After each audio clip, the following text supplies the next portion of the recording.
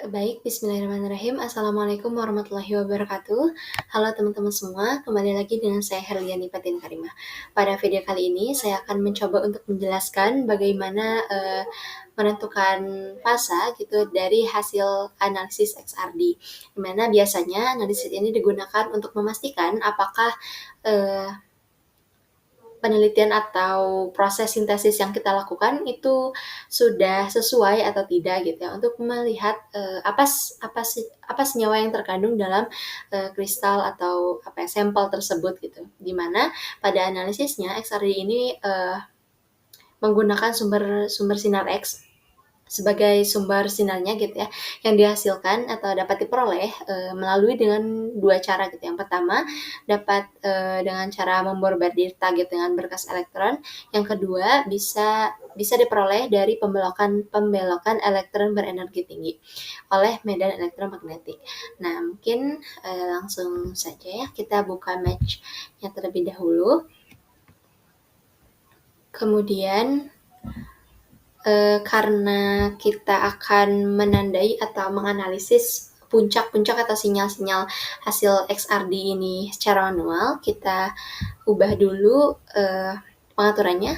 Kita ke tools, kemudian ke option, nah kita ke batch, kemudian kita ganti user levelnya dari beginner menjadi expert, kemudian kita oke saja. Nah, setelah ini kita bisa langsung membuka file yang ingin dianalisis gitu ya, bisa dengan open file atau bisa dengan tanda plus yang ada di kanan atas gitu. Kemudian kita buka sampelnya, di mana sampel yang bisa dibuka itu ya, ada sampel XRDML, kemudian saya juga sudah coba gitu ya, bisa digunakan dalam bentuk RAR gitu ya, ini sampel dalam format RAR. Kemudian kita open. Nah, dapat kita lihat ya bahwa pik-pik yang dihasilkan ini masih sangat kasar, sangat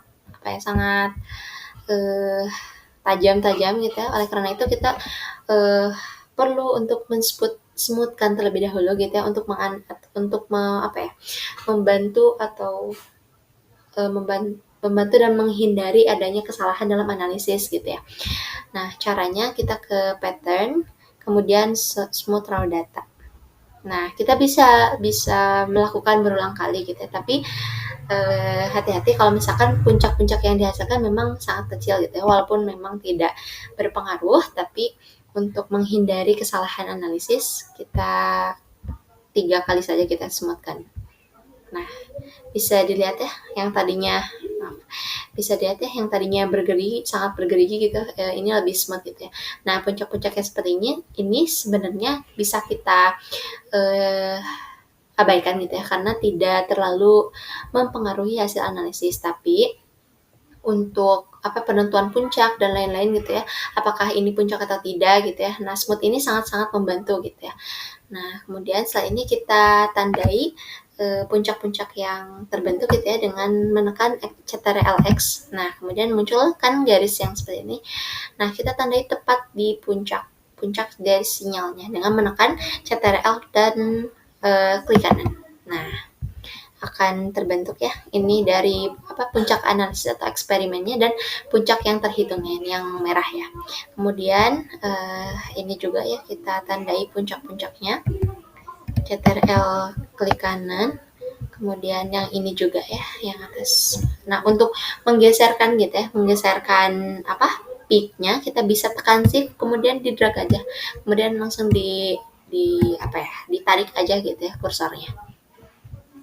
Nah, ini peaknya biar presisi. Oke, kemudian yang ini juga. Nah, kemudian ini ya.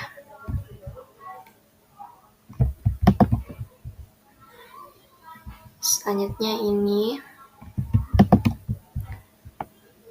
Nah, ini bisa kita langsung 3 aja ya zoomnya.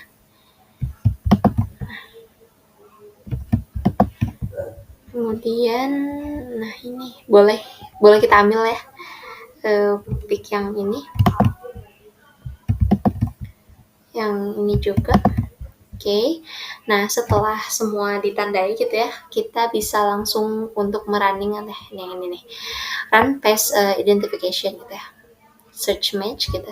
Kita tunggu ya beberapa saat untuk menganalisis puncak-puncaknya yang akan dicocokkan dengan database-nya gitu, database yang ada di match-nya.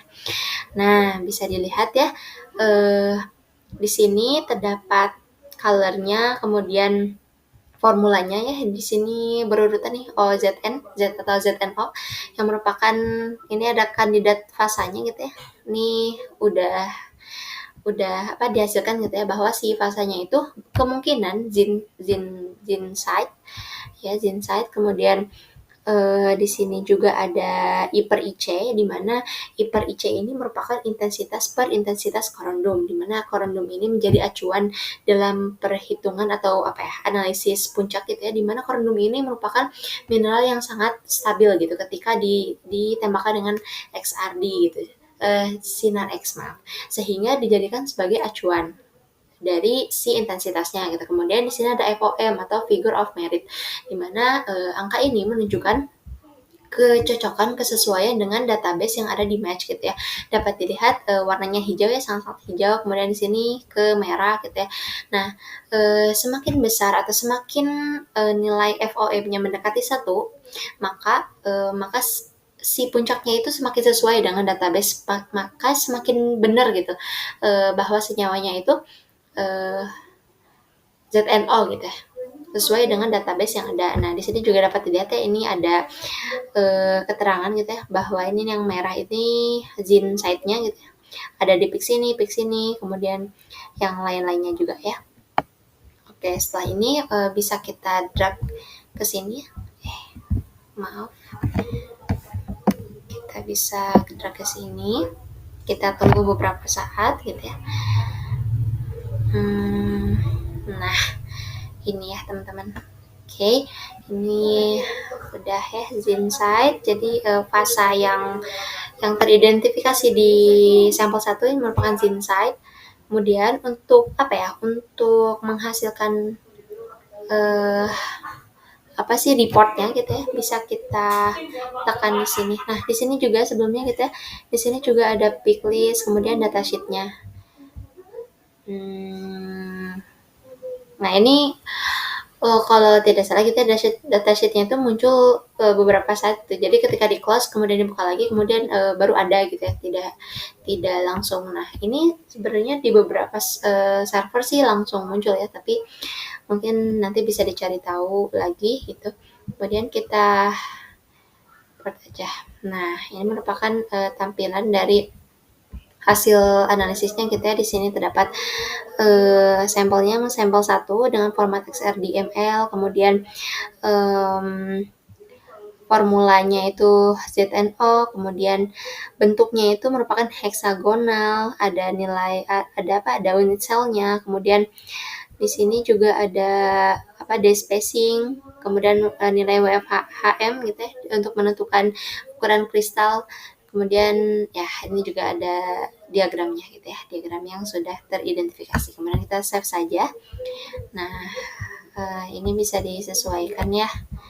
Aku di XRD aja. Nah, ini ya, save aja dalam bentuk PDF. Nah, mungkin cukup sekian gitu ya tutorial dari saya. Mohon maaf apabila banyak kesalahan. Wassalamualaikum warahmatullahi wabarakatuh.